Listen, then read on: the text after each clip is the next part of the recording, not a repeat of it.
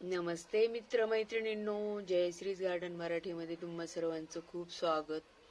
आणि आज मी तुम्हाला ही शेवंती दाखवत आहे.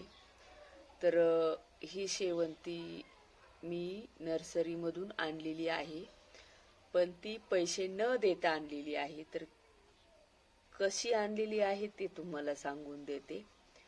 तर मी जेव्हा नर्सरीमध्ये गेले होते आणि ही झाडं मी तेव्हा विकत घेतली सगळी. हे गुलाबाचं घेतलं, कॅलेंडुला, हे पलीकडे एक गुलाब आहे, इथे एक गुलाब आहे, एकाच बादलीत लावलेला आहे. तुम्हाला ह्या शेवंतीची गोष्ट सांगते. तर हे शेवंतीचं जे रोप होतं, त्याने असं ते मातीचा ढिगारा असतो त्याच्यावर टाकून दिलं होतं, कारण त्याचे जे पुढचे होते ना फुलांचे जे कळ्या वगैरे होते ना, ते तुकडे तुकडे त्याने तुटले होते ते, आणि ते गळून असे मुरझून गेले होते पुढचा भाग सगळा, आणि म्हणून त्याने ते टाकून दिलं होतं. आणि त्यामुळे मी ते घेतलं आणि त्याला विचारलं मी घेऊ का, तो म्हणाला घ्या. आता तर तसं पण ते मरूनच चाललं होतं ना.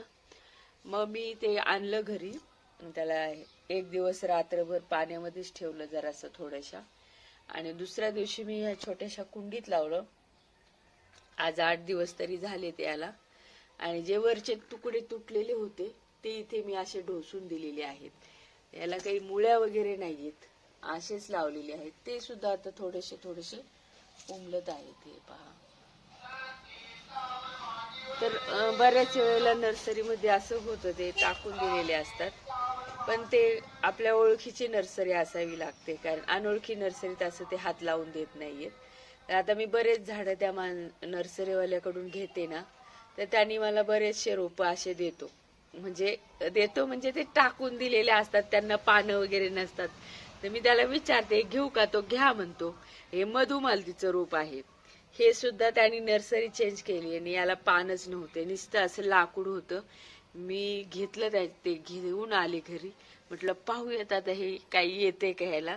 आणि याला पाणी घातलं आणि याच्यामध्ये मी असे ठेवलेलं आहे पानांचं तुकडे तुकडे करून. तर हे पहा फुटलेलं आहे. त्यांनी जे बाजूला काढून टाकलं होतं ते घेऊन आले होते, म्हणजे त्याला पानं नव्हती. ते तुम्हाला आज मी दाखवणार आहे. तर पण नर्सरीवाला तुमच्या ओळखीचा असावा, नेहमी नेहमी तुम्ही त्याच्याकडे खरेदी करावी. आणि मधुमालतीचं हे एक रोप आहे, याला पण काहीच पानं वगैरे नव्हते, तर ते सुद्धा मला तसंच मिळालेलं आहे. आणि शेवंतीचं अजून एक होतं वरचं, ते मी या बादलीत लावलेलं आहे. म्हणजे तुटलेले तुकडे होते पडलेले आजूबाजूला, ते लावलेलं आहे. तर ते सुद्धा आता छान झालेलं आहे. ही जास्वंदी एक होती, हिला सुद्धा आता हे पहा कळ्या आपलं पानं आलेली आहेत. तर ही सुद्धा त्यांनी तशीच टाकून दिली होती, याला काहीच नव्हतं म्हणून. आणि हे एक झाड होतं तिथे, याला पानं वगैरे काहीच नव्हतं. मी हे पण आणलेलं, कारण मला माहितीच नव्हतं ते कशाचं झाड आहे, पण त्याला आता पानं फुटत आहेत. हे एक रोप होतं, हे सुद्धा मी आणलेलं. हे सुद्धा मी आणलेलं आहे, त्यांनी टाकून दिलं होतं त्याला. मग टाकून दिलेले झाडं असतात ते काही दिवसांनी मरूनच जाणार ना, म्हणून मला ते खूप असं तळमळ वाटली की त्यांना असं मरताना पाहताना खूप वाईट वाटायला लागलं की हे आता मरूनच जाणार. तो जाळून वगैरे टाकतो मग ते खूप धरून सर्व. तर मला असं वाटलं की मी घेऊन गेले तर कदाचित ते जिवंत असतील तर मग जगतील ना ते झाड, म्हणून मग मी आणले. तर ते हे पहा ते फुटलेले आहेत. तर मला खूप आनंद वाटतो की हे फुटतायत, त्याचाच मला जास्त आनंद वाटतो. कशाचे तरी असेल ते. आणि इकडे मी सोनचाफ्याचं रोप लावलं होतं, ते सुद्धा मोठं झालेलं आहे. आणि इकडे पहा, इथे पण मी तो शेवंतीचा तुकडा लावलेला, तो सुद्धा चांगला झालेला आहे. म्हणजे मला एका शेवंतीच्या रोपापासून मला बरेचसे रोप तयार झालेले मिळणार आहेत. आणि हे पण होतं डेंटस, हे सुद्धा त्यांनी टाकून दिलं होतं. हे सुद्धा मी घेऊन आलेली आहे. याचा पिंक कलर आहे थोडासा. हे पण छान झालेलं आहे. सुकून गेलं होतं पण ते छान झालेलं आहे हे पण.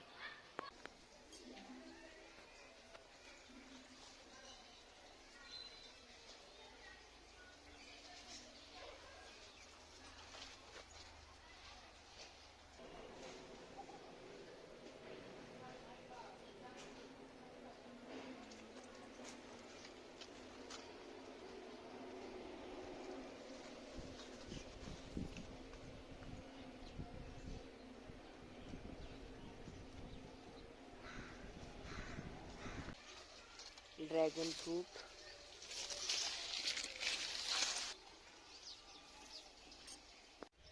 तर गेल्या वर्षी हा आंबा मी लावला होता जमिनीमध्ये. 1 वर्ष होऊन गेलेला आहे. खूप छोटा होता, आता पहा किती मोठा झालेला आहे. बियांपासून हा आंबा उगवला होता, कोळीपासून हा आंबा उगवला होता मी.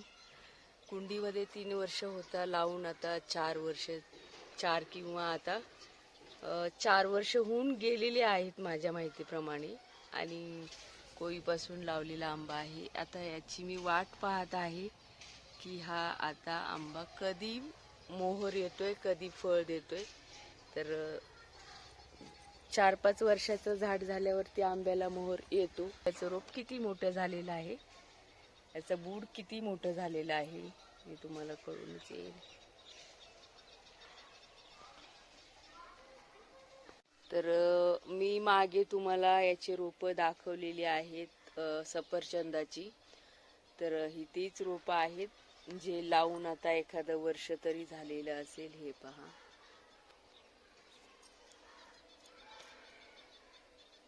आता चांगले मोठे झालेले आहे. हे रोप मोठं झालेलं आहे, पण इकडे छोटं आहे आणि इकडे तर खूपच छोटं आहे, कारण याच्यावरती कढीपत्त्याचं रोप आहे, झाड आहे. आणि इकडे एक छोटंसं रोप आहे. वाढण्यासाठी बराच वेळ लागत आहे त्याला. बहुतेक इथे ससा वगैरे येऊन जात असेल, कारण इथे लेंड्या पडलेल्या आहेत त्याच्या. बियांपासून उगवलेलं पेरूचं झाड आहे. इकडे हे करवंद आहे आणि हे देशी गुलाब आहे.